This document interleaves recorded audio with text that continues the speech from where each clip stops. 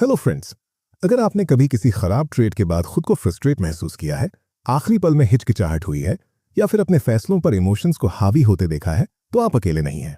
Trading सिर्फ chart, indicators और strategy के बारे में नहीं है। ट्रेडिंग असल में आपके माइंडसेट को मास्टर करने का खेल है।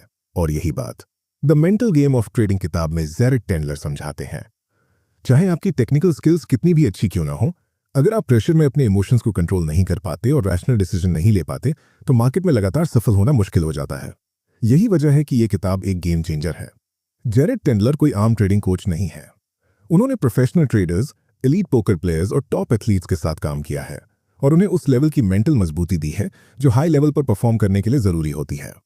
इस किताब में वो एक proven step by step system बताते हैं जिससे ट्रेडर्स डर, लालच, ओवर कॉन्फिडेंस, टिल्ट और उन सभी मेंटल रुकावटों को पार कर सकते हैं जो सक्सेस के रास्ते में आती हैं। ये किताब क्विक फिक्स या मोटिवेशनल बातें नहीं करती। ये इस बात पे फोकस करती है कि आपकी गलतियों की जड़ क्या है, आपके इमोशनल पैटर्न कैसे काम करते हैं और आप अपने दिमाग को सिस्टमैटिक तरीके से कैसे ट्रेन कर सकते हैं ताकि आप बेहतर ट्रेडिंग डिसीजन ले सकें। अगर आप अपनी ट्रेडिंग को अगले लेवल पे ले जाना चाहते हैं, सेल्फ डाउट खत्म करना चाहते हैं और मजबूत कॉन्फिडेंस बनाना चाहते हैं, तो जुड़े रहिए। इस वीडियो में हम इस किताब के सबसे जरूरी लेसन्स को आसान, प्रैक्टिकल और अप्लाई करने लायक तरीके से समझने वाले हैं। लाइक, शेयर और सब्सक्राइब जरूर कीजिए। अब चलिए शुरू करते हैं। अध्याय 1, मेंटल गेम की समस्याओं को ठीक करने का सिस्टम। जब ट्रेडिंग की बात आती है तो ज्यादातर लोग सोचते हैं कि सफलता सिर्फ स्ट्रेटजी पर निर्भर है। सही एंट्री और एग्जिट ढूंढना, चार्ट्स का एनालिसिस करना और रिस्क मैनेज करना। लेकिन असली गेम चेंजर आपका माइंडसेट है। चाहे आपकी स्ट्रेटजी कितनी भी अच्छी क्यों ना हो, अगर आपके इमोशंस कंट्रोल से बाहर हैं तो कंसिस्टेंसी आना मुश्किल है। यही वजह है कि ये किताब ट्रेडिंग के मेंटल गेम में गहराई से जाती है और इसकी शुरुआत इसी समझ से होती है कि आपके इमोशंस दुश्मन नहीं है। इमोशंस बुरे नहीं होते, वो सिग्नल होते हैं जिन्हें समझना और इस्तेमाल करना सीखना जरूरी है। ज्यादातर ट्रेडर्स अपने इमोशंस को दबाने की कोशिश करते हैं। उन्हें लगता है कि डर, लालच और फ्रस्ट्रेशन डिस्ट्रैक्शन है जिन्हें इग्नोर या खत्म कर देना चाहिए। लेकिन सच्चाई यह है कि इमोशंस सिग्नल होते हैं। वो आपको कुछ बताने की कोशिश कर रहे होते हैं और अगर आप उन्हें सुनना सीख लें तो वही इमोशंस आपकी ट्रेडिंग को बेहतर बना सकते हैं। इसे ऐसे समझिए, अगर आप किसी गर्म चूल्हे को छू लें तो आपका शरीर तुरंत रिएक्ट करता है और हाथ पीछे खींच लेता है इससे पहले कि आप सोचें। वो रिएक्शन एक सिग्नल है, एक चेतावनी जो नुकसान से बचाने के लिए होती है। उसी तरह डर, हिचकिचाहट या ओवर कॉन्फिडेंस जैसे इमोशंस आपकी ट्रेडिंग बिहेवियर के बारे में आपको सिग्नल दे रहे होते हैं। उन्हें इग्नोर करने से वो खत्म नहीं होते, बस वो लेसन देर से समझ में आता है। मान लीजिए किसी ट्रेड से पहले आपको डर लग रहा है। ये जरूरी नहीं कि ये डर बेकार हो। ये इस बात का सिग्नल हो सकता है कि आप ज्यादा रिस्क ले रहे हैं या आपको अपनी स्ट्रैटेजी पर पूरा भरोसा नहीं है। या फिर अगर किसी लॉस के बाद आपको बहुत गुस्सा और फ्रस्ट्रेशन हो रहा है, तो सिर्फ गुस्सा होने के बजाय आपको ये समझने की जरूरत है कि उस इमोशन के पीछे असल वजह क्या है और गहराई में जाइए। उस फ्रस्ट्रेशन की असली वजह क्या थी? क्या आपने अपना प्लान इग्नोर किया था? क्या आपने बोरियत में आकर ट्रेड ले लिया था? ऐसे इमोशनल रिएक्शन रोड साइन की तरह होते हैं जो आपको बताते हैं कि किस एरिया में सुधार की जरूरत है। प्रॉब्लम इमोशंस नहीं है, प्रॉब्लम यह है कि ट्रेडर्स उन्हें कैसे हैंडल करते हैं। ज्यादातर लोग या तो अपने इमोशंस को दबा लेते हैं जब तक कि वो फट न जाए, या फिर हीट ऑफ द मोमेंट में उन्हें अपने फैसलों पर हावी होने देते हैं। ये दोनों ही तरीके आखिर में इनकंसिस्टेंट परफॉर्मेंस की तरफ ले जाते हैं। तो फिर सॉल्यूशन क्या है? आपको इमोशंस को सही तरीके से हैंडल करने के लिए एक सिस्टम चाहिए। क्यों सिस्टम जरूरी है? दुनिया के बेस्ट ट्रेडर सिर्फ विल पावर के भरोसे अपने इमोशंस कंट्रोल नहीं करते। उनके पास एक सिस्टम होता है और यही सिस्टम ये किताब सिखाती है। एक सिस्टम आपको 3 तरह से मदद करता है। पहला, इमोशनल पैटर्न को पहचानना। बिना इंपल्सिव रिएक्शन दिए आप ये समझने लगते हैं कि आपके इमोशंस कौन से सिग्नल भेज रहे हैं। दूसरा, रूट कॉज को ठीक करना। सिर्फ डीप ब्रीदिंग जैसी चीजों से खुद को शांत करने की बजाय आप उस असली वजह को सॉल्व करते हैं जो इमोशनल रिएक्शन पैदा कर रही है। तीसरा, एक स्ट्रक्चर्ड अप्रोच बनाना। आप ऐसे रूल्स और स्ट्रैटेजी डेवलप करते हैं जो इमोशंस को प्रॉब्लम बनने से पहले ही हैंडल कर लें। इसे ऐसे समझिए, अगर कोई ट्रेडर हर लॉस के बाद इंपल्सिव ट्रेड करने लगता है तो ये सिर्फ इमोशन कंट्रोल की बात नहीं है। असली इशू ये है कि उसे लॉस चेज करने की इतनी तेज इच्छा क्यों होती है। एक सही सिस्टम इस रूट कॉज को बाहर लाता है और उसे ठीक करने में मदद करता है। जेरेड टेंडलर ने प्रोफेशनल पोकर प्लेयर्स, एथलीट्स और ट्रेडर्स के साथ काम किया है और उन्होंने ये खुद देखा है कि एक मजबूत मेंटल गेम सिर्फ डिसिप्लिन के बारे में नहीं होता। ये सही टूल्स होने के बारे में होता है जिनसे आप अपनी इमोशनल गलतियों को सुधार सकें। ये किताब आपको वही टूल्स देने के लिए बनाई गई है। अब आगे क्या? अब जब आप समझ चुके हैं कि इमोशंस क्यों मायने रखते हैं और सिस्टम क्यों जरूरी है, तो अगला स्टेप है इस सिस्टम को बनाना सीखना। आने वाले चैप्टर्स इस पूरे प्रोसेस को ब्रेक डाउन करेंगे। आपको आपकी स्पेसिफिक कमजोरियां पहचानने में मदद करेंगे और उन्हें दूर करने के लिए टूल्स देंगे। ये मोटिवेशन या क्विक फिक्स की बात नहीं है। ये मेंटल टफनेस के लिए एक स्ट्रक्चर्ड अप्रोच बनाने की बात है, ताकि आप कॉन्फिडेंस, डिसिप्लिन और कंसिस्टेंसी के साथ ट्रेड कर सकें, चाहे मार्केट कुछ भी करे। अध्याय 2, अपने इमोशनल पैटर्न को मैप करना। अगर आप अपनी मेंटल गेम और ट्रेडिंग में सुधार करना चाहते हैं तो पहला कदम है अपने इमोशनल पैटर्न को समझना। हर ट्रेडर के अपने ट्रिगर्स होते हैं, वो पल जब इमोशंस कंट्रोल लेने लगते हैं और डिसीजन मेकिंग धुंधली हो जाती है। यहाँ लक्ष्य इमोशंस को दबाना नहीं है, बल्कि उन्हें पहचानना, ट्रैक करना और उनसे सीखना है। यही इस चैप्टर का फोकस है, अपने इमोशनल पैटर्न को मैप करना, ताकि वो आपको कंट्रोल करने से पहले आप उन्हें कंट्रोल कर सके। इमोशंस को सिग्नल की तरह समझना। ज्यादातर ट्रेडर्स मानते हैं कि डर, फ्रस्ट्रेशन या ओवर कॉन्फिडेंस जैसी फीलिंग्स प्रॉब्लम है जिन्हें खत्म करना चाहिए। लेकिन हकीकत यह है कि इमोशंस सिग्नल होते हैं। वो आपकी ट्रेडिंग बिहेवियर के बारे में कुछ बता रहे होते हैं। जैसे शरीर में दर्द आपको बताता है कि कुछ गड़बड़ है। मान लीजिए हर ट्रेड से पहले आपको लगातार एंजाइटी होती है। ये एक सिग्नल है। शायद आप अपनी स्ट्रैटेजी को लेकर कंफ्यूज हैं, या फिर आप उतना रिस्क ले रहे हैं जितना आप अंदर से कंफर्टेबल नहीं हैं। अगर किसी विनिंग स्ट्रिक के बाद आपको ओवर कॉन्फिडेंस महसूस हो रहा है तो वो भी एक सिग्नल है। हो सकता है इसका मतलब ये हो कि आप अब जरूरत से ज्यादा खुद पर भरोसा करने लगे हैं और रिस्क को हल्के में लेने वाले हैं, जरूरत से ज्यादा रिस्क लेने लगते हैं। दिक्कत यह है कि ज्यादातर ट्रेडर्स इन इमोशंस को एनालाइज नहीं करते, बस उन पर रिएक्ट कर देते हैं। इससे आप एक कदम पीछे हटकर पूरी तस्वीर देख पाते हैं। ये इमोशंस कहां से आ रहे हैं, आपकी ट्रेडिंग को कैसे प्रभावित कर रहे हैं और आप इनके बारे में क्या कर सकते हैं। अब बात आती है मैप बनाने की। अपने पैटर्न को मैप करने के लिए आपको ट्रेड से पहले, ट्रेड के दौरान और ट्रेड के बाद अपने इमोशनल रिएक्शंस को ट्रैक करना शुरू करना होगा। इसे अपने दिमाग का एक ब्लूप्रिंट समझिए जो दिखाता है कि अलग अलग ट्रेडिंग सिचुएशंस में आपके इमोशंस कैसे बदलते हैं। इसे करने का तरीका ये है, पहला, अपने ट्रिगर्स पहचानिए। कौन सी सिचुएशंस में इमोशनल रिएक्शन आता है? क्या ट्रेड एंटर करने से पहले डर लगता है? क्या लॉस के बाद फ्रस्ट्रेशन आता है? क्या विन के बाद आप लापरवाह हो जाते हैं? दूसरा, इमोशनल रिस्पॉन्स ट्रैक कीजिए। उस समय आप क्या महसूस करते हैं? एंजाइटी, एक्साइटमेंट, फ्रस्ट्रेशन, पछतावा। वो इमोशन आपके फैसलों को कैसे प्रभावित करता है? क्या आप हिचकिचाते हैं, रिवेंज ट्रेड लेते हैं या अपनी स्ट्रैटेजी छोड़ देते हैं? तीसरा, पैटर्न ढूंढिए। क्या कुछ इमोशंस हर बार एक जैसी सिचुएशन में आते हैं? क्या 3 विनिंग ट्रेड्स के बाद हमेशा ओवर कॉन्फिडेंस आ जाता है? क्या जल्दी एग्जिट करने के बाद हमेशा पछतावा होता है? इन बातों को लिखने से आपको ऐसे पैटर्न दिखने लगते हैं जो आपने पहले कभी नोटिस नहीं किए थे, और एक बार जब आप उन्हें देख लेते हैं तब आप उन्हें ठीक करना शुरू कर सकते हैं। अब एक उदाहरण समझते हैं। हिचकिचाने वाला ट्रेडर बनाम इंपल्सिव ट्रेडर। मान लीजिए 2 ट्रेडर्स हैं, दोनों स्ट्रगल कर रहे हैं लेकिन अलग अलग तरीकों से। ट्रेडर ए, हिचकिचाने वाला ट्रेडर। हर बार जब वो ट्रेड एंटर करने वाला होता है वो फ्रीज हो जाता है, ज्यादा सोचता है, खुद पर शक करता है और कई अच्छे मौके मिस कर देता है। Trader B, impulsive trader. जैसे ही मार्केट में मूवमेंट दिखती है वो तुरंत कूद पड़ता है, बिना सही एनालिसिस के ट्रेड ले लेता है और बाद में पछताता है। दोनों ट्रेडर्स के इमोशनल पैटर्न है। ट्रेडर ए डर में फंसा है, ट्रेडर बी इंपल्सिवनेस में। उनके इमोशंस उन्हें गहरे इश्यूज के बारे में चेतावनी दे रहे हैं, लेकिन जब तक वो अपने पैटर्न को मैप नहीं करेंगे उन्हें समझ ही नहीं आएगा कि ठीक क्या करना है। अपने पैटर्न को मैप करना क्यों जरूरी है? अगर आपको अपने इमोशनल पैटर्न की साफ समझ नहीं है तो आप वही गलतियां बार बार दोहराते रहेंगे, लेकिन जैसे ही आप उन्हें पहचान लेते हैं उनकी पकड़ कमजोर हो जाती है। इमोशन पर रिएक्ट करने की बजाय आप लॉजिक और स्ट्रैटेजी के आधार पर फैसले लेने लगते हैं। जो दिखाई नहीं देता उसे आप ठीक नहीं कर सकते, और जैसे ही आप अपना पैटर्न मैप कर लेते हैं आप मेंटल गेम ऑफ ट्रेडिंग को मास्टर करने के एक कदम और करीब पहुंच जाते हैं। अध्याय 3, अपनी समस्या की जड़ को पहचानना। अपने इमोशनल पैटर्न को समझना सिर्फ पहला कदम है। अगर आप सच में अपनी मेंटल गेम को ठीक करना चाहते हैं तो आपको अपनी ट्रेडिंग प्रॉब्लम्स की रूट कॉज तक जाना होगा। ज्यादातर ट्रेडर्स सिर्फ सरफेस लेवल इश्यूज पर ध्यान देते हैं, जैसे लॉस के बाद फ्रस्ट्रेशन या ट्रेड एंटर करने से पहले हिचकिचाहट। लेकिन ये इमोशंस असली प्रॉब्लम नहीं है, ये किसी गहरी चीज के सिर्फ सिम्टम्स हैं। ये चैप्टर उन्हीं गहरे इश्यूज को पहचानने, कॉमन लर्निंग मिस्टेक्स से बचने और एक पावरफुल कॉन्सेप्ट, इंचवर्म कॉन्सेप्ट को इस्तेमाल करने पर फोकस करता है, ताकि आप बुरी आदतें तोड़ सकें और प्रोग्रेस तेज कर सकें। अब कॉमन लर्निंग पिटफॉल समझते हैं। ज्यादातर ट्रेडर्स सेल्फ इंप्रूवमेंट को ऐसे अप्रोच करते हैं जो उन्हें आगे बढ़ाने की बजाय स्लो कर देता है। वो 2 एक्सट्रीम में से एक पर फंस जाते हैं। पहला, सिर्फ स्ट्रेंथ्स पर फोकस करना। कुछ ट्रेडर्स सोचते हैं कि अगर वो बस वही सुधार लें जिसमें वो पहले से अच्छे हैं तो अपने आप बेहतर हो जाएंगे। वो अपनी कमजोरियों से बचते हैं और वही पुरानी आदतें मजबूत करते रहते हैं। दूसरा, सिर्फ वीकनेस पर फोकस करना। कुछ ट्रेडर्स हर समय अपनी कमियों के लिए खुद को कोसते रहते हैं। वो गलतियों को ठीक करने में इतने उलझ जाते हैं कि जो वो अच्छा कर रहे हैं उसे भूल जाते हैं। ये दोनों ही तरीके अनबैलेंस्ड ग्रोथ पैदा करते हैं। अगर आप सिर्फ अपनी स्ट्रेंथ सुधारेंगे तो आपकी वीकनेस आपको नीचे खींचती रहेंगी, और अगर आप सिर्फ वीकनेस पर फोकस करेंगे तो अपने अच्छे स्किल्स पर से भरोसा खो देंगे। सही रास्ता है बैलेंस्ड इंप्रूवमेंट, और यही इंचवर्म कॉन्सेप्ट काम आता है। इंचवर्म कॉन्सेप्ट। एक इंचवर्म को चलते हुए सोचिए।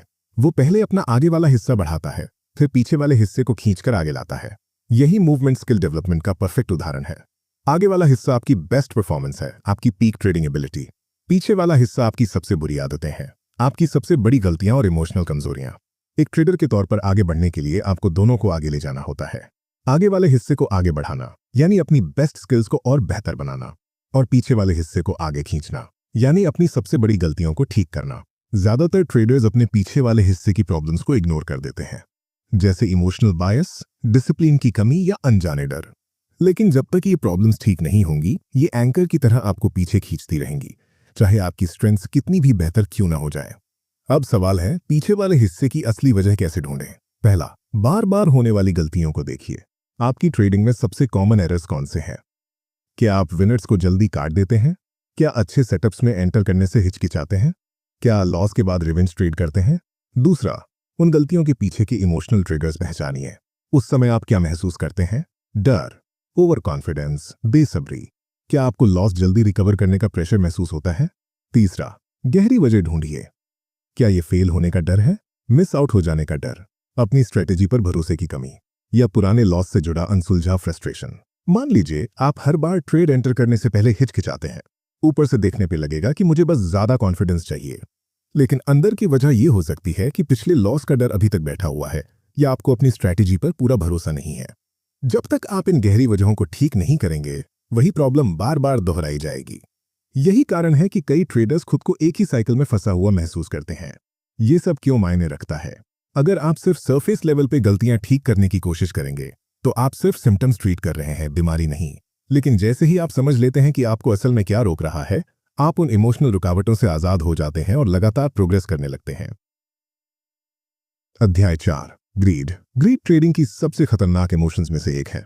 ये आपको ओवर ट्रेडिंग करवाती है, ज्यादा रिस्क लेने पर मजबूर करती है, विनर्स को जरूरत से ज्यादा देर तक पकड़ कर रखती है, और आपकी स्ट्रैटेजी को पूरी तरह इग्नोर करवा देती है।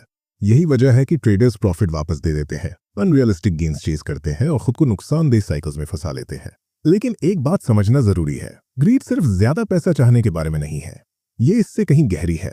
ग्रीड को सच में ठीक करने के लिए आपको उसकी नेचर समझनी होगी। ये पहचानना होगा कि वो कब आपके फैसलों को कंट्रोल कर रही है, और उसके पीछे की असली वजह जाननी होगी। ग्रीड की नेचर। ज्यादातर ट्रेडर्स ग्रीड को सिर्फ पैसे कमाने की एक्साइटमेंट समझते हैं, लेकिन हकीकत में ग्रीड गहरे इमोशनल और साइकोलॉजिकल पैटर्न्स का सिम्टम है। सर्टेनिटी की चाह।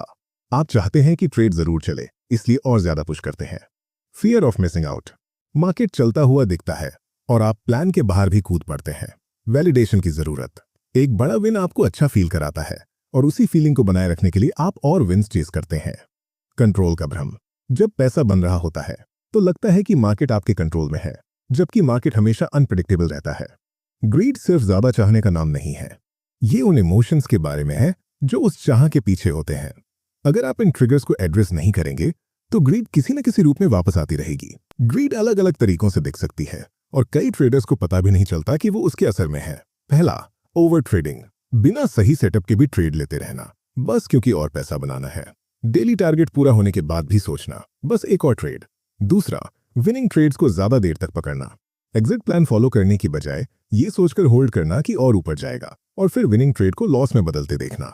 तीसरा, ट्रेडिंग प्लान को इग्नोर करना, रूल्स होते हुए भी उन्हें तोड़ देना। जैसे नॉर्मली 1% रिस्क लेते हैं, लेकिन कुछ विन्स के बाद पोजीशन साइज बढ़ा देना, ये सोचकर कि आज तो सब सही चल रहा है। चौथा, रिवेंज ट्रेडिंग। लॉस के बाद रुकने की बजाय जल्दी पैसा वापस पाने के लिए बड़ा रिस्क लेना। पांचवा, अनरियलिस्टिक एक्सपेक्टेशंस। हर ट्रेड से बड़ा विन उम्मीद करना, और जब ऐसा न हो तो फ्रस्ट्रेट होना। अगर इनमें से कुछ भी आपको जाना पहचाना लग रहा है तो ग्रीड आपकी ट्रेडिंग में बड़ा रोल निभा रही है। लेकिन पहचानना सिर्फ पहला कदम है। ग्रीड को सच में ठीक करने के लिए आपको यह समझना होगा कि यह आपको पर्सनली कैसे प्रभावित करती है। अपनी ग्रीड को मैप करना। डर और फ्रस्ट्रेशन की तरह ग्रीड पे कंट्रोल पाने का सबसे अच्छा तरीका है उसे ट्रैक और एनालाइज करना। हर ट्रेडर की ग्रीड अलग दिखती है, इसलिए आपको समझना होगा कि ये आपके केस में कैसे काम करती है। इसका तरीका ये है। पहला, पहचानिए कि ग्रीड कब सामने आती है। क्या विनिंग स्ट्रिक के बाद, क्या किसी तेज मार्केट मूव को देखकर, क्या लॉस रिकवर करने की कोशिश में। दूसरा, अपने थॉट्स और इमोशंस ट्रैक कीजिए।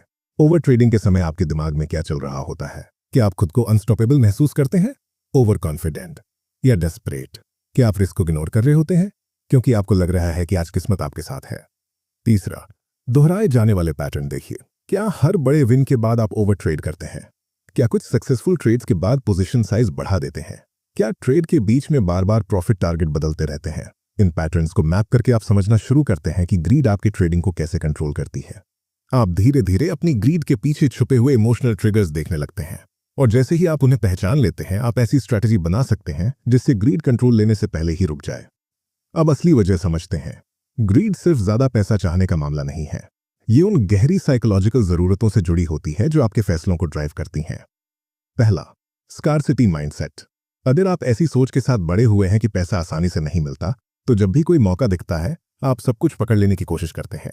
यही सोच आपको ट्रेड्स को ज्यादा देर तक होल्ड करवाती है, ओवर ट्रेडिंग करवाती है और लापरवाह रिस्क लेने पर मजबूर करती है। दूसरा, जल्दी सक्सेस पाने की जरूरत। कुछ ट्रेडर्स खुद को या दूसरों को साबित करना चाहते हैं।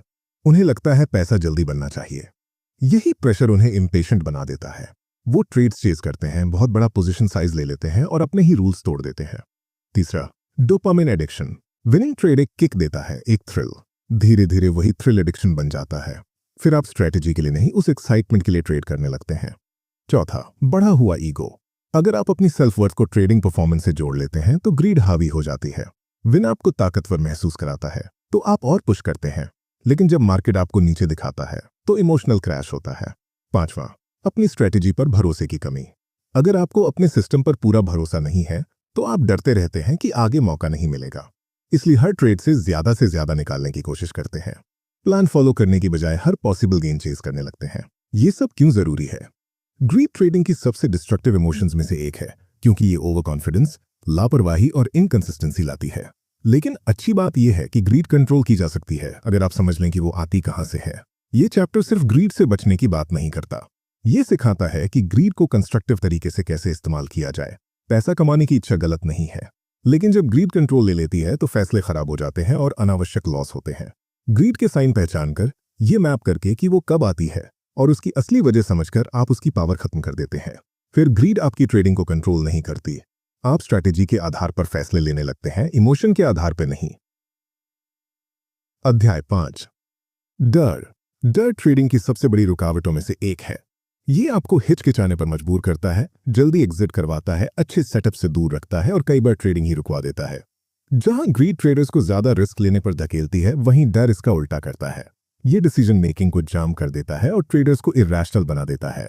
लेकिन सच्चाई ये है कि डर असली प्रॉब्लम नहीं है। डर सिर्फ एक सिग्नल है, अनिश्चितता, रिस्क या पुराने अनुभवों का रिएक्शन। अगर आप समझ लें कि आपका डर कहां से आ रहा है और आपकी ट्रेडिंग को कैसे प्रभावित कर रहा है, तो आप उस पर कंट्रोल पा सकते हैं। ये चैप्टर ट्रेडिंग में डर के अलग अलग रूपों को समझाता है, उन्हें पहचानना सिखाता है और उनसे निकलने का रास्ता दिखाता है। डर की नेचर। डर का एक मकसद होता है। असल जिंदगी में डर हमें खतरों से बचाता है, लेकिन ट्रेडिंग में डर अक्सर उल्टा असर करता है। ये आपको सुरक्षित रखने की बजाय आपकी स्ट्रैटेजी ठीक से लागू नहीं करने देता। डर पैदा होता है अनिश्चितता से, मार्केट में आगे क्या होगा ये न जान पाने से, पिछले ट्रॉमा से, जैसे कोई बड़ा लॉस जिसने आपका कॉन्फिडेंस हिला दिया, ईगो प्रोटेक्शन से, गलत साबित होने का डर, सेल्फ इमेज को नुकसान का डर, कंट्रोल की कमी से, क्योंकि मार्केट अनप्रेडिक्टेबल है। अगर इसे कंट्रोल ना किया जाए तो डर एक ट्रेडर की ग्रोथ रोक देता है। ये अच्छे ट्रेड्स लेने से, सही रिस्क मैनेजमेंट से और कॉन्फिडेंस के साथ प्लान फॉलो करने से रोकता है। डर के कॉमन साइन। डर हमेशा साफ दिखाई नहीं देता। कई बार ये केयरफुल होने के नाम पर छुपा होता है, लेकिन असल में आपको पीछे खींच रहा होता है। पहला, ट्रेड एंटर करने में हिचकिचाहट। सेटअप परफेक्ट होता है, लेकिन आप ट्रेड नहीं लेते, ज्यादा कंफर्मेशन का इंतजार करते हैं और एंट्री मिस हो जाती है। दूसरा, विनिंग ट्रेड्स को जल्दी काट देना। मार्केट पलट जाएगा, इस डर से आप जल्दी प्रॉफिट ले लेते हैं और विनर्स को चलने नहीं देते। तीसरा, लॉस के बाद ट्रेड अवॉइड करना। एक दो खराब ट्रेड्स के बाद कॉन्फिडेंस गिर जाता है और आप अच्छे मौकों को भी छोड़ने लगते हैं। चौथा, बहुत छोटा ट्रेड करना। इतना कम रिस्क लेते हैं कि विंस का कोई मतलब ही नहीं बनता, कंफर्ट जोन से बाहर ही नहीं आते। अगर इनमें से कुछ आपको जाना पहचाना लग रहा है तो डर आपकी ट्रेडिंग चला रहा है। अब अगला स्टेप है ये समझना कि आपके केस में डर किस तरह का है। अपने डर को मैप करना। डर पर कंट्रोल पाने के लिए पहले यह समझना जरूरी है कि ये आपको पर्सनली कैसे प्रभावित करता है। हर ट्रेडर का डर अलग होता है। पहला, पहचानिए कि डर कब आता है। क्या ट्रेड एंटर करने से पहले, क्या लॉस के बाद, क्या जब मार्केट बहुत तेज चलता है। दूसरा, अपने थॉट्स और इमोशंस ट्रैक कीजिए। हिचकिचाते वक्त दिमाग में क्या चलता है? क्या एंजाइटी, डाउट या अनसर्टेनिटी? क्या पुराने लॉस दोबारा होने का डर? तीसरा, पैटर्न देखिए। क्या हर लूजिंग स्ट्रिक के बाद डर बढ़ जाता है? क्या जीत के समय डर गायब रहता है और लॉस पर लौट आता है? क्या वॉलेटाइल मार्केट में आप ज्यादा डरते हैं? जब आपके पास अपने डर का क्लियर मैप होता है तब आप उसे लॉजिक के साथ तोड़ना शुरू कर सकते हैं। ट्रेडिंग में डर के टाइप्स। ट्रेडिंग में सिर्फ एक तरह का डर नहीं होता। अलग अलग ट्रेडर्स अलग अलग डर से जूझते हैं। पहला, फियर ऑफ मिसिंग आउट यानी फोमो। ये डर और ग्रीड का मिक्स है। मार्केट चलता हुआ दिखता है और आप कूद पड़ते हैं, चाहे सेटअप हो या नहीं। इसके साइन है मूव हो चुके ट्रेड्स को चेज करना, बिना एनालिसिस एंटर करना और मिस करने पर पछताना। इसे ठीक करने के लिए खुद को याद दिलाइए कि मार्केट हमेशा नए मौके देता है। प्लान फॉलो कीजिए और सिर्फ हाई क्वालिटी सेटअप्स लीजिए। दूसरा, हारने का डर। ट्रेडिंग में लॉस होना तय है। प्रॉब्लम लॉस नहीं है, प्रॉब्लम है आपका रिएक्शन। इसके साइन है अच्छे सेटअप्स में एंटर ना करना, जल्दी जल्दी प्रॉफिट लेना, हर लॉस के बाद बहुत ज्यादा फ्रस्ट्रेशन। इसे ठीक करने के लिए लॉस को ट्रेडिंग का हिस्सा मानिए। फोकस लॉन्ग टर्म कंसिस्टेंसी पर रखिए और सही रिस्क मैनेजमेंट अपनाइए। तीसरा, गलती करने का डर। कुछ ट्रेडर्स पैसे से ज्यादा गलत साबित होने से डरते हैं। ये अक्सर परफेक्शनिज्म से जुड़ा होता है। इसके साइन है हर ट्रेड को ओवर एनालाइज करना, बार बार स्ट्रेटेजी बदलना, डिसीजन लेने में फ्रीज हो जाना। इसे ठीक करने के लिए मानिए कि गलतियां सीखने का हिस्सा है। परफेक्ट होने की बजाय प्रोसेस सुधारने पर फोकस कीजिए। चौथा, फेल होने का डर। कई ट्रेडर्स के लिए ट्रेडिंग सिर्फ पैसा नहीं, अपनी पहचान से जुड़ी होती है। इसके साइन है हर ट्रेड को खुद की काबिलियत से जोड़ना, खराब दिनों से उबर ना पाना, खुद पर शक करते रहना। इसे ठीक करने के लिए समझिए कि ट्रेडिंग एक लंबी जर्नी है। गलती करना फेलियर नहीं है। फेलियर तब है जब आप सीखना छोड़ दें। ये सब क्यों मायने रखता है? डर या तो आपकी ट्रेडिंग कंट्रोल करेगा या आप डर को कंट्रोल करेंगे। फर्क आपकी समझ और रिएक्शन से आता है। जब आप डर के टाइप समझ लेते हैं, अपने ट्रिगर्स मैप कर लेते हैं और उन्हें हैंडल करने की स्ट्रैटेजी बना लेते हैं, तब आप अपनी मेंटल गेम वापस अपने हाथ में ले लेते हैं। फिर आप डर के आधार पर नहीं, कॉन्फिडेंस, डिसिप्लिन और क्लैरिटी के साथ ट्रेड करते हैं। अध्याय 6, टिल्ट। टिल्ट ट्रेडिंग की सबसे खतरनाक मेंटल स्टेट्स में से एक है। ये वो हालत है जब इमोशन लॉजिक पर पूरी तरह हावी हो जाता है। डर जहां हिचकिचाहट लाता है, वहीं टिल्ट ट्रेडर्स को ओवर ट्रेडिंग, रिवेंज ट्रेडिंग और पूरी तरह इरैशनल फैसलों की तरफ धकेल देता है। टिल्ट अक्सर फ्रस्ट्रेशन, लॉस या मिस्ड अपॉर्चुनिटी से पैदा होता है। हर ट्रेडर कभी न कभी टिल्ट में जाता है। फर्क सिर्फ इतना है कि कुछ लोग इसे पहचान लेते हैं और कंट्रोल कर लेते हैं और कुछ इसे अकाउंट तक तबाह करने देते हैं। ये चैप्टर टिल्ट के अलग अलग रूपों को समझाता है, उन्हें पहचानना सिखाता है और ये बताता है कि कैसे टिल्ट को आपकी ट्रेडिंग खराब करने से पहले रोका जाए। टिल्ट की नेचर। टिल्ट इमोशनल ओवरलोड से पैदा होता है। अक्सर ये एक छोटी सी गलती, एक फ्रस्ट्रेटिंग लॉस या खराब मार्केट कंडीशन से शुरू होता है। उसे एक्सेप्ट करके आगे बढ़ने की बजाय इमोशंस कंट्रोल ले लेते हैं। आपको लगता है कि अब वापस लेना है, कुछ साबित करना है। यहीं से जल्दबाजी, ज्यादा रिस्क और डिसिप्लिन का पूरा ब्रेकडाउन शुरू हो जाता है।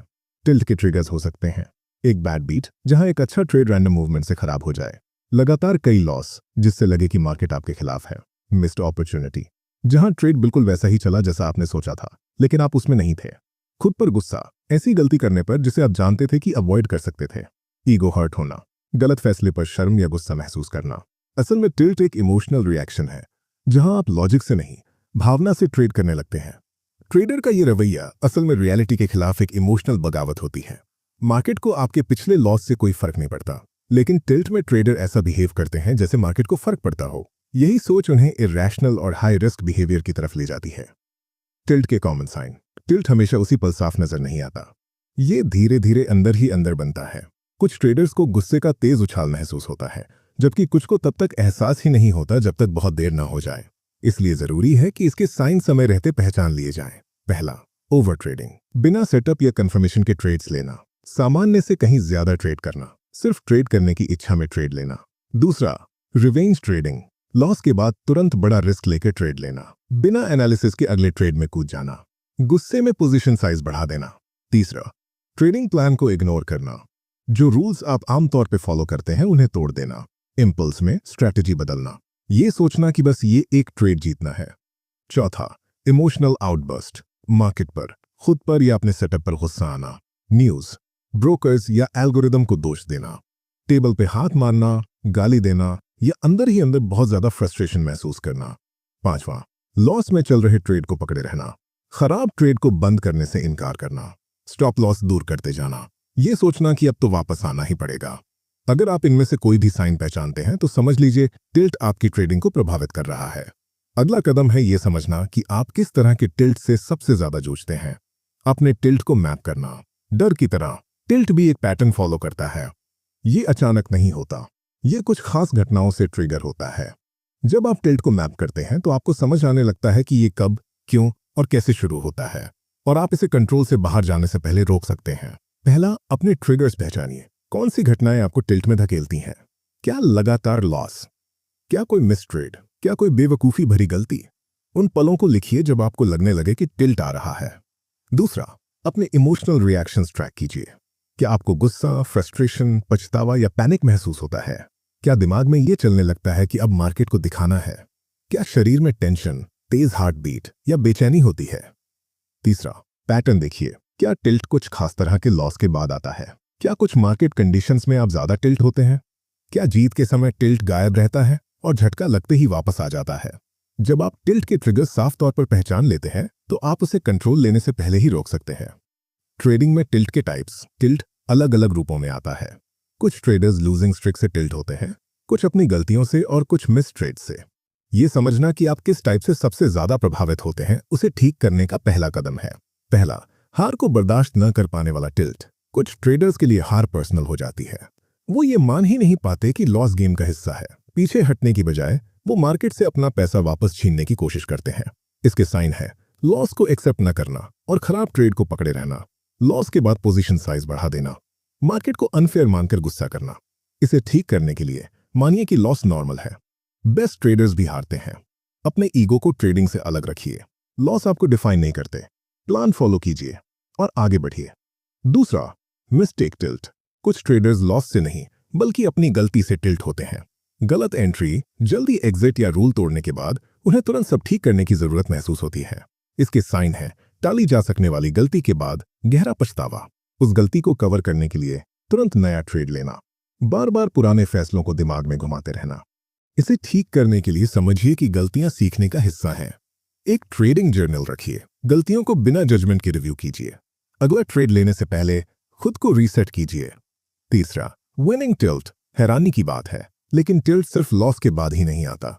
कुछ ट्रेडर्स जीत के बाद टिल्ट हो जाते हैं। उन्हें लगता है वो अजेय हैं।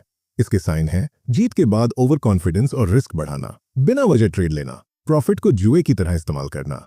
इसे ठीक करने के लिए खुद को याद दिलाइए कि विनिंग स्ट्रिक हमेशा नहीं चलती। वही स्ट्रेटेजी फॉलो कीजिए। कॉन्फिडेंस को अरोगेंस न बनने दें। बड़े विन के बाद ब्रेक लीजिए। चौथा, इनजस्टिस टिल्ट। ये तब आता है जब मार्केट अनफेयर लगता है, जैसे मैंने सब सही किया फिर भी लॉस हो गया। मार्केट रिग्ड है। इसके कारण होते हैं परफेक्ट सेटअप के बावजूद रैंडम वॉलेटिलिटी से लॉस होना, एक पिप से स्टॉप हिट होकर मार्केट का आपके फेवर में चला जाना, किसी और को उसी आइडिया से पैसा बनाते देखना जिससे आप जल्दी निकल गए थे। इसके साइन है ये सोचना कि मार्केट आपके खिलाफ है। एल्गोरिदम, इंस्टीट्यूशंस या ब्रोकर्स को दोष देना, सिस्टम पर शक करने लगना। इसे ठीक करने के लिए मानिए कि रैंडमनेस गेम का हिस्सा है। मार्केट न फेयर है न अनफेयर, वो सिर्फ खरीदारों और विक्रेताओं का समूह है। हर ट्रेड से नहीं, अपने लॉन्ग टर्म एज से जुड़िए। गुस्सा बढ़े तो ब्रेक लीजिए। रिवेंज ट्रेडिंग ये टिल्ट का सबसे खतरनाक रूप है। इसमें आप तुरंत लॉस रिकवर करना चाहते हैं, बड़ा रिस्क लेकर, प्लान छोड़कर। ये जुए की सोच है। बस एक बड़ा ट्रेड चाहिए। इसके साइन है लॉस के तुरंत बाद ट्रेड लेना, गुस्से में पोजीशन साइज बढ़ाना, ऐसे सेटअप्स लेना जो आप नॉर्मली नहीं लेते। इसे रोकने के लिए डेली लॉस लिमिट सेट कीजिए। हिट होते ही ट्रेडिंग बंद। लॉस के बाद 5 से 10 मिनट का पॉज अनिवार्य बनाइए। प्लान से बाहर ट्रेड मत लीजिए। प्रोबेबिलिटी में सोचिए, एक लॉस लॉन्ग रन में कुछ भी नहीं है। एंटाइटलमेंट टिल्ट यानी जीत का हक समझ लेना। यह तब आता है जब ट्रेडर सोचता है कि उसने मेहनत की है इसलिए उसे जीतना ही चाहिए। इसके साइन है प्लान फॉलो करने के बावजूद लॉस पर गुस्सा आना, ये उम्मीद करना कि मार्केट मेहनत का इनाम देगा, लॉस को अनडिजर्व्ड मानना। इसे ठीक करने के लिए एफर्ट बेस्ड नहीं, रिजल्ट बेस्ड माइंडसेट अपनाइए। हर ट्रेड सिर्फ एक प्रोबेबिलिटी है। लॉस को एक्सेप्ट कीजिए, हम्बल रहिए और रिस्क का सम्मान कीजिए। टिल्ट को कंट्रोल करना टिल्ट इसलिए खतरनाक है क्योंकि ये खराब फैसलों की चेन बनाता है। इसे तोड़ने के लिए अवेयरनेस और डिसिप्लिन चाहिए। हर ट्रेड से पहले एक टिल्ट चेक कीजिए। क्या मैं शांत हूं? क्या मैं स्ट्रैटेजी से ट्रेड कर रहा हूं या इमोशन से? क्या मैं लॉस रिकवर करना चाहता हूं? अगर जवाब इमोशनल है तो ट्रेड मत लीजिए, लॉस के बाद ब्रेक लीजिए। 10 से 15 मिनट का ब्रेक माइंडसेट रीसेट कर सकता है। ट्रेडिंग जर्नल रखिए, कब और क्यों टिल्ट हुआ लिखिए। हार्ड रूल्स बनाइए। Daily loss limit, no exception. Emotional हो तो ट्रेड बंद, मार्केट कहीं नहीं भाग रहा। अध्याय 7, कॉन्फिडेंस। कॉन्फिडेंस ट्रेडिंग का सबसे गलत समझा जाने वाला पहलू है। ज्यादातर ट्रेडर्स सोचते हैं कि कॉन्फिडेंस मतलब अच्छा महसूस करना या ये मानना कि ट्रेड जरूर जीतेगा। लेकिन असली ट्रेडिंग कॉन्फिडेंस इसका नाम नहीं है, सर्टेनिटी नहीं बल्कि स्टेबिलिटी। इस चैप्टर में हम समझते हैं कि ट्रेडिंग में असली कॉन्फिडेंस कैसा होता है, ओवर कॉन्फिडेंस, और कॉन्फिडेंस की कमी कितनी खतरनाक हो सकती है। कॉग्निटिव बायस कैसे कॉन्फिडेंस को बिगाड़ते हैं और ऐसा स्टेबल कॉन्फिडेंस कैसे बनाया जाए जो शॉर्ट टर्म रिजल्ट्स पर डिपेंड न हो। ट्रेडिंग में कॉन्फिडेंस की असली नेचर। ट्रेडिंग में कॉन्फिडेंस सिर्फ खुद पर भरोसा करने का नाम नहीं है। ये अपने प्रोसेस, अपनी स्ट्रैटेजी और सही तरह से उसे एग्जीक्यूट करने की क्षमता पर भरोसा करने का नाम है। एक कॉन्फिडेंट ट्रेडर अलग अलग विन या लॉस से हिलता नहीं है। उसे पता होता है कि ट्रेडिंग एक प्रोबेबिलिटी गेम है और सफलता शॉर्ट टर्म इमोशन से नहीं बल्कि लॉन्ग टर्म एग्जीक्यूशन से आती है। लेकिन ज्यादातर ट्रेडर्स दो एक्सट्रीम में फंस जाते हैं, या तो बहुत ज्यादा कॉन्फिडेंस या फिर बहुत कम, और दोनों ही ट्रेडिंग करियर को बर्बाद कर सकते हैं। ओवर कॉन्फिडेंस के खतरे। ओवर कॉन्फिडेंस ट्रेडिंग की सबसे खतरनाक साइकोलॉजिकल ट्रैप्स में से एक है। ये एक झूठी सर्टेनिटी पैदा करता है जिससे ट्रेडर जरूरत से ज्यादा रिस्क लेने लगते हैं और वार्निंग साइन इग्नोर कर देते हैं। ओवर कॉन्फिडेंस के कॉमन साइन हैं: विनिंग स्ट्रिक के बाद नॉर्मल से बड़ा पोजीशन साइज लेना, स्टॉप लॉस को इग्नोर करना, ये सोचकर कि ट्रेड तो चलेगा ही, ये मान लेना कि आपने मार्केट को समझ लिया है और अब सीखने की जरूरत नहीं, लगातार जीत के बाद खुद को अजेय महसूस करना, बिना ठीक से एनालिसिस के ट्रेड लेना सिर्फ पिछली सक्सेस के भरोसे। ओवर कॉन्फिडेंस कैसे बनता है? आमतौर पर यह एक स्ट्रॉन्ग विनिंग स्ट्रिक के बाद आता है। आपको लगने लगता है कि आप मार्केट को कंट्रोल कर रहे हैं। धीरे धीरे आपका रिस्क टॉलरेंस बढ़ जाता है और आपको पता भी नहीं चलता। लेकिन मार्केट अनप्रेडिक्टेबल है। जैसे ही आप गार्ड डाउन करते हैं, मार्केट सजा देता है। ओवर कॉन्फिडेंस को कैसे ठीक करें? विनिंग स्ट्रिक के बाद भी पोजीशन साइज लिमिट रखें। खुद को याद दिलाएं कि वेरिएंस रियल है, बेस्ट ट्रेडर्स भी हारते हैं। ट्रेडिंग जर्नल रखें और अपने थॉट प्रोसेस को ट्रैक करें।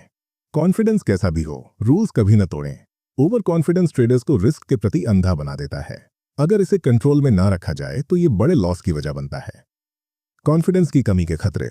जहां ओवर कॉन्फिडेंस लापरवाही लाता है, वहीं कॉन्फिडेंस की कमी हिचकिचाहट और सेल्फ डाउट लाती है।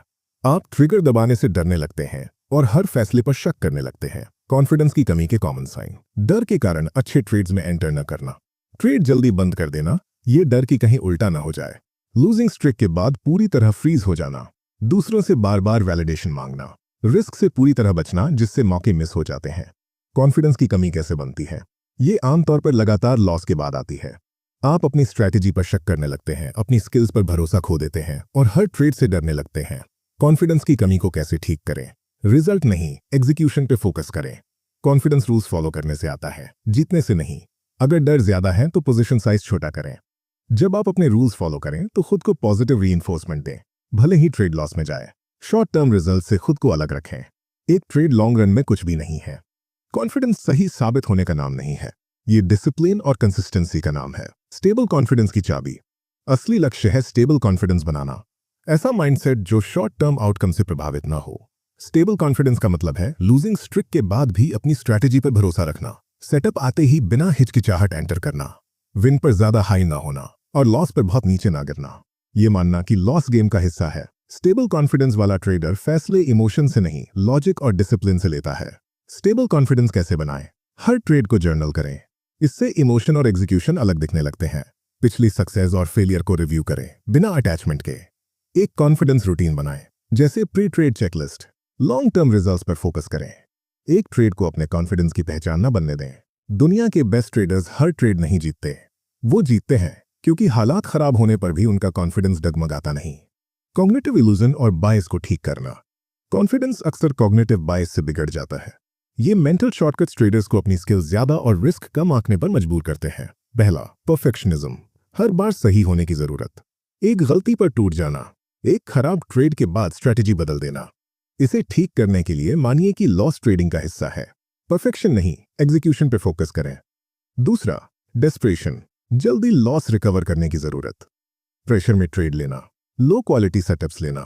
इसे ठीक करने के लिए समझिए, ट्रेडिंग जल्दी पैसा बनाने का खेल नहीं है, ये टाइम के साथ कंसिस्टेंसी का खेल है। अगर डेस्परेट महसूस हो तो ब्रेक लें। तीसरा, होप और विशिंग, रियलिटी को इग्नोर करना। लॉस वाले ट्रेड को पकड़ कर रखना, उम्मीद में कि पलट जाएगा। इसे ठीक करने के लिए समझिए, मार्केट को आपकी उम्मीदों से कोई फर्क नहीं पड़ता। फैसले डेटा पर लें, इमोशन पे नहीं। अध्याय 8, discipline. Discipline long term trading success की चाबी है। इसके बिना सबसे अच्छी स्ट्रैटेजी भी फेल हो जाती है। ज्यादातर ट्रेडर्स जानते हैं कि उन्हें क्या करना चाहिए, प्लान फॉलो करना, रिस्क मैनेज करना, इंपल्सिव ट्रेड से बचना। लेकिन जानना और करना दो अलग चीजें हैं। इस चैप्टर में हम समझते हैं कि डिसिप्लिन क्यों जरूरी है, डिसिप्लिन प्रॉब्लम्स कैसे दिखती हैं, उनके रूट कॉज क्या है और उन्हें ठीक करने के प्रैक्टिकल तरीके क्या हैं। डिसिप्लिन की नेचर। ट्रेडिंग में डिसिप्लिन का मतलब ये नहीं कि इमोशन ना हो। इसका मतलब है ऐसा सिस्टम बनाना जो इमोशन आने पर भी आपको कंसिस्टेंट रखे। एक डिसिप्लिन ट्रेडर फीलिंग से नहीं, रूल से फैसले लेता है। वो प्लान फॉलो करता है, रिस्क और पोजीशन साइज कंट्रोल में रखता है, लॉस के बाद रिवेंज ट्रेड नहीं करता और तय किए गए लेवल्स पर एग्जिट करता है। डिसिप्लिन की कमी हमेशा लापरवाही की तरह नहीं दिखती। कई बार ये हिचकिचाहट, सेल्फ डाउट या ओवर एनालिसिस के रूप में भी आती है। इसे पहचानना ही पहला स्टेप है। डिसिप्लिन प्रॉब्लम्स के कॉमन साइन। पहला, इंपेशेंस, तुरंत रिजल्ट की चाह, सही सेटअप से पहले ट्रेड लेना, डर के कारण जल्दी एग्जिट करना। इसे ठीक करने के लिए हाई क्वालिटी सेटअप का इंतजार करना सीखिए। अलर्ट्स लगाइए, खुद को याद दिलाइए कि पेशेंस बेहतर मौके देता है। दूसरा, बोर्डम ट्रेडिंग, सिर्फ मार्केट में रहने के लिए ट्रेड लेना, एक्शन की तलाश में प्लान तोड़ देना। इसे ठीक करने के लिए अगर सेटअप नहीं है तो स्क्रीन से हट जाइए। स्ट्रक्चर, डेली रूटीन बनाइए, क्वांटिटी नहीं क्वालिटी पे फोकस करें। तीसरा, सिर्फ रिजल्ट पर फोकस, पैसे को ही सब कुछ मानना, विनिंग स्ट्रिक में लापरवाह होना, लूजिंग स्ट्रिक में डर जाना। इसे ठीक करने के लिए लॉन्ग टर्म कंसिस्टेंसी सोच अपनाइए, खुद को प्लान फॉलो करने पर ग्रेड दीजिए, सिर्फ पैसे पे नहीं। चौथा, डिस्ट्रैक्टिबिलिटी, जल्दी फोकस खोना, ट्रेडिंग के दौरान सोशल मीडिया या न्यूज चेक करना। इसे ठीक करने के लिए डिस्ट्रैक्शन फ्री एनवायरनमेंट बनाइए, तय ट्रेडिंग घंटे रखें, चेकलिस्ट का इस्तेमाल करें। पांचवा, आलस, जर्नल न लिखना, ट्रेड रिव्यू न करना, सिर्फ गट फीलिंग पे ट्रेड करना। इसे ठीक करने के लिए डेली रिव्यू रूटीन बनाइए, छोटे छोटे गोल सेट करें, ग्रोथ माइंडसेट अपनाइए। छठा, प्रोक्रेस्टिनेशन, जरूरी काम टालते रहना, बैक टेस्टिंग न करना, रिस्क रोल्स देर से बनाना। इसे ठीक करने के लिए डेडलाइन सेट करें, अकाउंटेबिलिटी बनाएं, खुद को याद दिलाएं कि ट्रेडिंग एक बिजनेस है, हॉबी नहीं। डिसिप्लिन कहां टूटती है, इसे मैप करना। डिसिप्लिन सुधारने के लिए यह जानना जरूरी है कि ये कहां टूटती है, ट्रेड से पहले, दौरान या बाद में। इमोशन कैसे फैसलों को प्रभावित करता है। इसके लिए एक डिसिप्लिन स्कोर कार्ड बहुत काम आता है। जैसे, क्या मैंने एंट्री और एग्जिट रूल्स फॉलो किए, क्या पोजीशन साइज सही था, क्या मैंने डेली लॉस लिमिट मानी, क्या मैंने बॉर्डम या इंपेशेंस में ट्रेड लिया। डेली डिसिप्लिन ट्रैक करने से आपको अपने वीक पॉइंट साफ दिखने लगते हैं और आप उन्हें ठीक करने पर काम कर सकते हैं। डिसिप्लिन सुधारने की जनरल स्ट्रैटेजी। जब आप समझ जाते हैं कि आपकी डिसिप्लिन कहां कमजोर पड़ती है, तभी असली सुधार शुरू होता है। अपनी डिसिप्लिन की कमजोरियों को समझकर इन्हीं स्ट्रैटेजी का इस्तेमाल कीजिए। प्री ट्रेड रूटीन बनाइए, ट्रेड एंटर करने से पहले एक चेकलिस्ट रखें, पोस्ट ट्रेड रिव्यू करें, गलतियों को देखिए और उसी हिसाब से एडजस्ट करें। अकाउंटेबिलिटी सिस्टम बनाइए, कोई ट्रेडिंग पार्टनर या मेंटर रखें। स्ट्रिक्ट रिस्क मैनेजमेंट अपनाइए, स्टॉप लॉस के बिना कभी ट्रेड न करें। माइंडसेट शिफ्ट करें, ये मान लीजिए कि सेल्फ कंट्रोल ही सक्सेस की चाबी है। अध्याय 9, अपनी मेंटल गलतियों को सही करना। ट्रेडिंग की गलतियां रैंडम नहीं होती, वे गहरे मेंटल पैटर्न से आती हैं जिन्हें ठीक करना जरूरी होता है। इन्हें सुधारना क्विक हैक्स या सिर्फ विल पावर से नहीं होता। ये आपके दिमाग के काम करने के तरीके को दोबारा ट्रेन करने की प्रक्रिया है, ताकि डिसिप्लिन, पेशेंस और सही एग्जीक्यूशन आपकी सेकंड नेचर बन जाए। हम समझते हैं कि ट्रेडिंग प्रेशर में दिमाग कैसे खराब फैसले लेने लगता है, रियल टाइम में गलतियों को कैसे सुधारा जाए और लॉन्ग टर्म इंप्रूवमेंट के लिए एक प्रोडक्टिव रूटीन कैसे बनाई जाए। खराब तरीके से काम करता दिमाग आप वही गलतियां बार बार क्यों करते हैं। अक्सर ट्रेडर्स सोचते हैं कि उनकी बुरी आदतें डिसिप्लिन की कमी से आती हैं, लेकिन असल में वे गलत मेंटल पैटर्न का नतीजा होती हैं। ये प्रोसेस कुछ यूं चलता है। पहला, कोई ट्रिगर आता है, लॉस, विनिंग स्ट्रिक, बोर्डम या ज्यादा एक्साइटमेंट। दूसरा, दिमाग ऑटोमेटिक रिएक्ट करता है, ग्रीड, डर या बेसब्री। तीसरा, इंपल्सिव एक्शन, खराब ट्रेड लेना, बहुत देर तक होल्ड करना या ओवर ट्रेड करना। चौथा, बाद में गलती समझ आती है, और पछतावा होता है। ये पैटर्न आदत बन जाते हैं, ठीक वैसे जैसे किसी गोल्फर का स्विंग या म्यूजिशियन की मसल मेमोरी। दिमाग वही रास्ता बार बार अपनाता है जब तक आप उसे जानबूझकर रीट्रेन ना करें। ऐसा क्यों होता है? दिमाग असहज फीलिंग से तुरंत राहत चाहता है, जैसे फोमो या revenge trading. Emotional brain rational brain से तेज रिएक्ट करता है, और ट्रेडर्स के पास अक्सर ऐसा सिस्टम नहीं होता जो इन आदतों को कंट्रोल लेने से पहले रोक सके। रियल टाइम स्ट्रैटेजी नुकसान से पहले गलती पकड़ना। ट्रेडिंग की गलतियों को ठीक करने की कुंजी है उन्हें उसी वक्त नोटिस करना जब वे शुरू हो रही हों। ज्यादातर ट्रेडर्स तब सोचते हैं जब पैसा जा चुका होता है। वो बहुत देर हो जाती है। ये स्टेप बाय स्टेप तरीका अपनाइए। पहला, अपने ट्रिगर्स पहचानिए इससे पहले कि वे आपको कंट्रोल करें। हर ट्रेडर के कुछ खास ट्रिगर्स होते हैं। लॉस के बाद चेज करने की इच्छा, विन के बाद ओवर कॉन्फिडेंस, बोर्डम में लो क्वालिटी ट्रेड्स। इसके लिए एक ट्रिगर जर्नल रखिए। लिखिए गलती से पहले क्या हुआ, क्या महसूस हुआ और आपने क्या फैसला लिया। समय के साथ पैटर्न साफ दिखने लगेंगे। दूसरा, पॉज लें और रीसेट करें। जैसे ही ट्रिगर महसूस हो, किसी भी फैसले से पहले 5 सेकंड रुकिए। ये ऑटोमेटिक रिएक्शन तोड़ देता है और रैशनल दिमाग को मौका देता है। खुद से कहिए, मुझे फोमो हो रहा है लेकिन मेरा प्लान अभी एंटर करने को नहीं कहता। गहरी सांस लीजिए, जरूरत हो तो थोड़ा दूर हट जाइए। तीसरा, रियल टाइम करेक्शन प्लान इस्तेमाल करें। हर आम गलती के लिए पहले से एक करेक्शन तय रखें। अगर ओवर ट्रेड करने वाले हों, खुद से पूछिए, क्या ये वही ट्रेड है जो मैं अपने बेस्ट दिन में लेता? अगर फोमो है, खुद को याद दिलाइए, खराब ट्रेड लेने से बेहतर है ट्रेड मिस करना। अगर लॉस को बहुत देर तक पकड़ने का मन हो, कहिए, छोटे लॉस गेम का हिस्सा हैं। इस प्रैक्टिस से आपका दिमाग इमोशन से रिएक्ट करना छोड़कर कंट्रोल में फैसले लेना सीखता है। प्रोडक्टिव रूटीन बनाइए। लॉन्ग टर्म सक्सेस सिर्फ स्किल से नहीं आती, दिमाग की तैयारी से आती है। बेस्ट ट्रेडर्स मोटिवेशन पर नहीं चलते, वे ऐसे रूटीन बनाते हैं जो सक्सेस को ऑटोमेटिक बना देते हैं। Pre trade routine. मार्केट खुलने से पहले अपना ट्रेड प्लान रिव्यू करें। साफ जानिए कि आपको कौन से सेटअप्स लेने हैं। मेंटल रिहर्सल करें। सही एग्जीक्यूशन की कल्पना करें। अपनी इमोशनल स्टेट पहचानिए, ज्यादा कॉन्फिडेंट हैं या ज्यादा हिचकिचाए हुए। डेली गोल सेट करें, जैसे आज मैं प्लान फॉलो करूंगा। ट्रेड के दौरान रूटीन। हर ट्रेड से पहले अपनी माइंड स्टेट चेक करें। हर ट्रेड का कारण लिखें। अगर जस्टिफाई नहीं कर पा रहे, ट्रेड न लें। ट्रेड्स के बीच ब्रेक लें। एक मंत्र रखें, अच्छा ट्रेड करो, ज्यादा नहीं। Post trade routine. हर सेशन के बाद जर्नल लिखें, क्या किया और क्यों किया। इमोशनल गलतियां पहचानें। डिसिप्लिन को सेलिब्रेट करें, सिर्फ प्रॉफिट को नहीं। अगले दिन के लिए प्लान बनाएं। ये कंसिस्टेंट रिव्यू आपको धीरे धीरे बेहतर बनाता है। ट्रेडिंग में प्रोग्रेस सीधी लाइन में नहीं होती। कई बार आप फंसे हुए, फ्रस्ट्रेटेड या पीछे जाते हुए महसूस करेंगे। ये नॉर्मल है, लेकिन अगर इन्हें सही तरह हैंडल न किया जाए तो डिस्करेजमेंट, बर्नआउट और क्विट करने की नौबत आ जाती है। इस चैप्टर में समझते हैं कि अपने पैटर्न पहचानना क्यों मुश्किल होता है, सुधार के दौरान हालात क्यों बिगड़ते हुए लगते हैं, बर्नआउट से कैसे निपटे और पर्सनल लाइफ के स्ट्रेस को ट्रेडिंग से कैसे अलग रखें। अपने पैटर्न पहचानना क्यों मुश्किल होता है? अक्सर ट्रेडर्स अपनी गलतियों को रैंडम मान लेते हैं, जबकि वे एक तय साइकिल फॉलो करती हैं। ऐसा इसलिए होता है क्योंकि आप प्रॉब्लम के बहुत करीब होते हैं। ट्रेड के दौरान इमोशन कंट्रोल ले लेते हैं। आप शॉर्ट टर्म रिजल्ट पर ज्यादा फोकस करते हैं। आप गलतियों को जस्टिफाई कर लेते हैं, लकी या मार्केट को दोष देते हैं। इसे ठीक करने के लिए ट्रेडिंग जर्नल रखें। हर हफ्ते रिव्यू करें। पैटर्न ढूंढिए। कभी कभी खुद को ट्रेड करते रिकॉर्ड करें। किसी मेंटर या दोस्त से फीडबैक लें। पहचान ही बदलाव की शुरुआत है। बुरा लगना पहले, बेहतर बाद में। मेंटल गेम सुधारते समय अक्सर पहले चीजें बिगड़ती हुई लगती हैं, क्योंकि अवेयरनेस आने के बाद आप हर हरकत नोटिस करने लगते हैं। दिमाग पुराने पैटर्न छोड़ने का विरोध करता है। इस स्टेज में धैर्य रखें। ये प्रोसेस का हिस्सा है। प्रोग्रेस धीरे धीरे बनती है। बर्नआउट। जब दिमाग थक जाता है, ट्रेडिंग मेंटल तौर पर थकाने वाली है। लगातार स्ट्रेस, अनिश्चितता और इमोशनल उतार चढ़ाव से बर्नआउट आ सकता है। इसके साइन है मार्केट खुलने से पहले ही थकान, आम गलतियां करना, ट्रेडिंग से चिढ़, प्रोसेस से मजा खत्म होना। रिकवरी के लिए ब्रेक लें। स्क्रीन टाइम कम करें। एक्सपेक्टेशन एडजस्ट करें। रोज ट्रेड करना जरूरी नहीं, क्वालिटी पे फोकस करें। क्वांटिटी की बजाय क्वालिटी पर ध्यान दीजिए। ट्रेडिंग से बिल्कुल अलग कुछ कीजिए। एक्सरसाइज, कोई हॉबी या सोशल एक्टिविटी, ये सब आपके दिमाग को रीसेट करने में मदद करते हैं। बर्नआउट असली है। अगर आप इसे इग्नोर करेंगे तो ये आपकी ट्रेडिंग परफॉर्मेंस को पूरी तरह खराब कर सकता है। ये पहचानना सीखिए कि आप कब मेंटली थक चुके हैं और पूरी तरह टूटने से पहले रिकवरी को प्राथमिकता दीजिए। Bloated brain. जब बहुत ज्यादा जानकारी दिमाग को जाम कर देती है। ट्रेडर्स की एक आम समस्या होती है इंफॉर्मेशन ओवरलोड।